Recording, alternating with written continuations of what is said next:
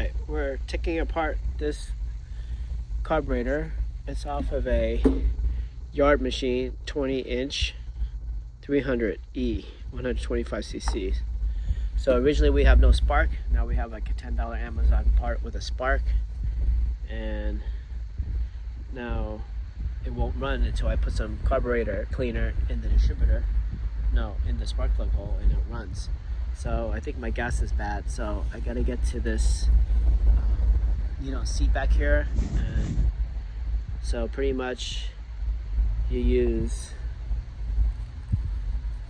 this to get up the gas line, and that's that. The gas container sits right here, comes out, dumps some of the gas over there. The gas in there is new, the old one is sitting in another location. Now I want to get this out so I can get to these bolts to get to the